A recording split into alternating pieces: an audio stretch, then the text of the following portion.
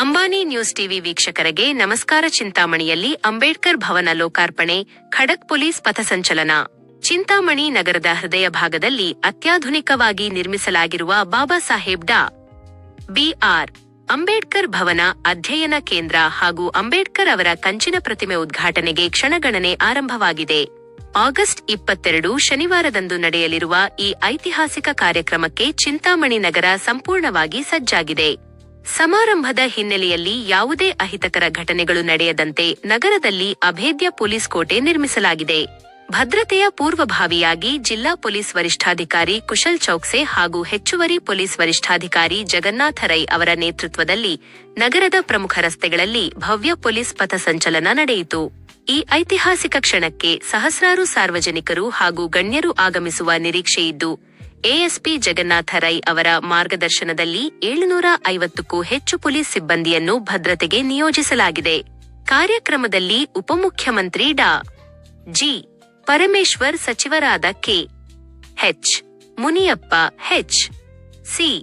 ಮಹದೇವಪ್ಪ, ಜಿಲ್ಲಾ ಉಸ್ತುವಾರಿ ಸಚಿವ ಬೈರತಿ ಸುರೇಶ್ ಹಾಗೂ ಸ್ಥಳೀಯ ಶಾಸಕರಾದ ಡಾ. ಎಂ. ಸಿ. ಸುಧಾಕರ್ ಸೇರಿದಂತೆ ಹಲವು ಗಣ್ಯರು ಭಾಗವಹಿಸಲಿದ್ದಾರೆ. ಬಂದೋಬಸ್ತ್ ಹಾಗೂ ಸಂಚಾರ ನಿರ್ವಹಣೆಗೆ ಪೊಲೀಸ್ ಇಲಾಖೆ ಸಂಪೂರ್ಣವಾಗಿ ಸಿದ್ಧಗೊಂಡಿದೆ. ಸಬ್ಸ್ಕ್ರೈಬ್ ಮಾಡಿ, ಸಪೋರ್ಟ್ ಮಾಡಿ. ಅಂಬಾನಿ ನ್ಯೂಸ್ ಟಿವಿ ನಿರಂತರ ಸುದ್ದಿಗಾಗಿ ನೋಡ್ತಾ ಇರಿ.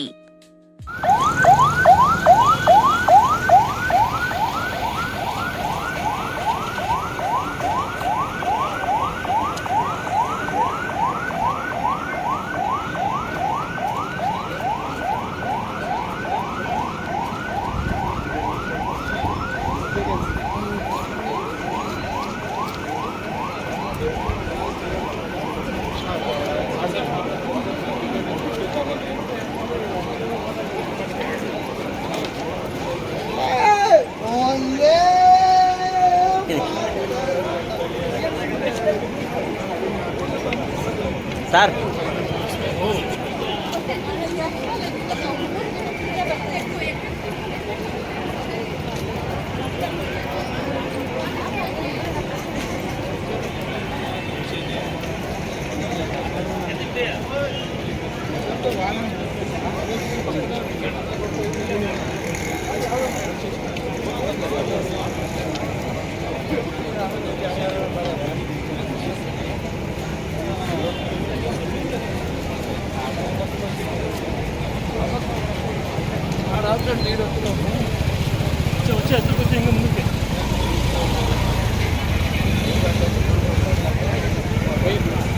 ಇಲ್ಲಿ ನೋಡ್ಬೇಕು ಸರ್, ಇಲ್ಲಿ ನೋಡ್ಬೇಕು.